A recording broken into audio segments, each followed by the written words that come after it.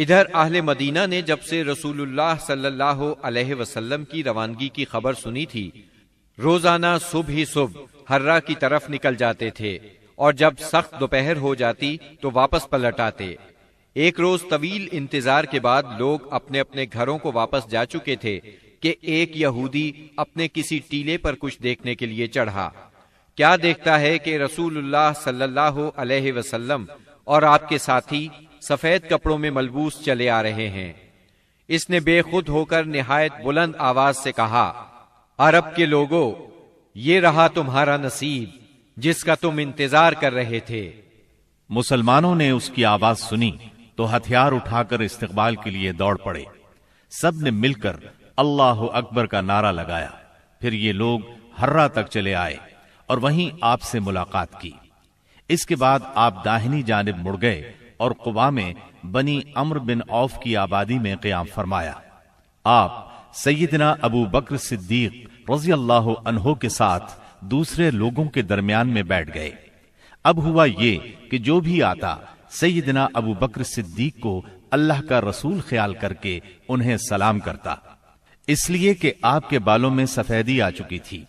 جب اللہ کے رسول صلی اللہ علیہ وسلم پر دھوپ آ گئی اور ابو بکر رضی اللہ عنہ نے آپ کو دھوپ سے بچانے کے لیے چادر تانی تو لوگوں کو معلوم ہوا کہ یہ اللہ کے رسول ہیں۔ اس کے بعد قباء میں آپ نے کلثوم بن حدم رضی اللہ عنہ کے ہاں قیام فرمایا۔ اس سلسلے میں دوسری روایت یہ ہے کہ سعد بن خیثمہ رضی اللہ عنہ کے مکان پر قیام فرمایا۔ وہاں آپ نے 4 دن قیام فرمایا اور مسجد قباء کی بنیاد رکھی اور اس میں نماز پڑھی۔ نبی اکرم صلی اللہ علیہ وسلم نے فرمایا، جو شخص قباء میں 2 رکعت نماز پڑھے اسے عمرے کا ثواب ہوگا۔ نبی کریم صلی اللہ علیہ وسلم کے بعد سیدنا علی رضی اللہ عنہ مکہ مکرمہ میں 3 روز ٹھہرے۔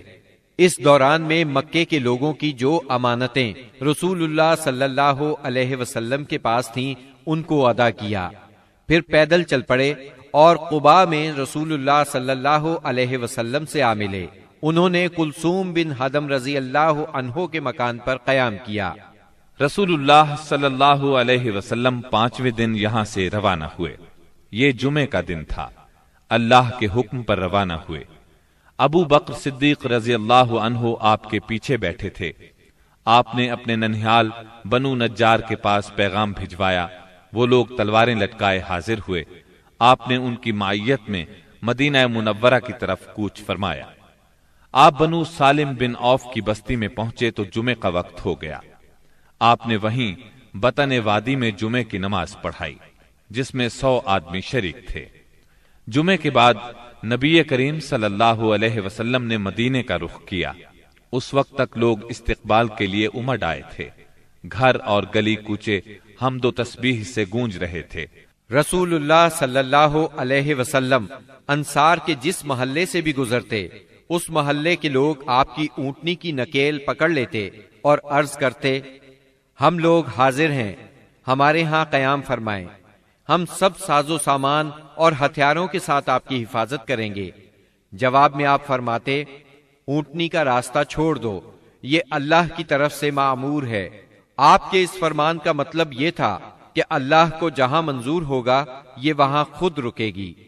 چنانچہ اونٹنی اس جگہ رکی جہاں آج مسجد نبوی ہے۔ یہاں پہنچ کر وہ بیٹھ گئی، لیکن آپ نیچے نہیں اترے یہاں تک کہ وہ اٹھ کر تھوڑی دور تک چلی، پھر پلٹ آئی اور پھر اسی جگہ بیٹھ گئی جہاں پہلے بیٹھی تھی۔ اس کے بعد آپ نیچے تشریف لے آئے۔ اب لوگوں نے آپ کو اپنے اپنے گھر لے جانے کے لیے درخواست شروع کی۔ ایسے میں سیدنا ابو ایوب انصاری رضی اللہ عنہ نے جلدی سے اونٹنی کا کجاوا اٹھا لیا اور اپنے گھر لے گئے۔ اس پر آپ نے فرمایا، آدمی اپنے کجاوے کے ساتھ ہے۔ ادھر سیدنا اسعد بن زرارہ رضی اللہ عنہ نے آ کر اونٹنی کی نکیل پکڑ لی، چنانچہ یہ اونٹنی انہی کے پاس رہی۔ صحیح بخاری میں سیدنا انس رضی اللہ عنہ سے روایت ہے کہ نبی صلی اللہ علیہ وسلم نے فرمایا، یہاں سے ہمارے کس آدمی کا گھر زیادہ قریب ہے؟ سیدنا ابو ایوب انصاری رضی اللہ عنہ فوراً بول اٹھے، اے اللہ کے رسول، میرا۔ یہ دیکھیے یہ رہا میرا مکان اور یہ رہا میرا دروازہ۔ نبی کریم صلی اللہ علیہ وسلم نے فرمایا جاؤ اور ہمارے لیے قیلولہ کی جگہ تیار کرو۔ انہوں نے عرض کی آپ دونوں حضرات تشریف لے چلیں، اللہ برکت دے۔ اس طرح میزبانی کا شرف سیدنا ابو ایوب انصاری رضی اللہ عنہ کے حصے میں آیا۔ جب رسول اللہ صلی اللہ علیہ وسلم مدینہ منورہ میں قیام پذیر ہو چکے تو آپ نے سیدنا زید بن حارثہ اور سیدنا ابو رافع رضی اللہ عنہما کو مکہ معظمہ بھیجا۔ وہ نبی کریم صلی اللہ علیہ وسلم کی دونوں صاحبزادیوں سیدہ ام کلثوم اور سیدہ فاطمہ، ام المومنین سیدہ سودا، ام ایمن اور سیدنا اسامہ بن زید رضی اللہ عنہ کو ساتھ لے آئے۔ ان کے ہمراہ سیدنا ابو بکر صدیق رضی اللہ عنہ کے فرزند عبد الرحمن بن ابی بکر بھی اپنے گھرانے کے افراد سیدہ ام رومان، سیدہ عائشہ اور سیدہ اسماء رضی اللہ عنہن کو لے کر مدینہ منورہ آ گئے۔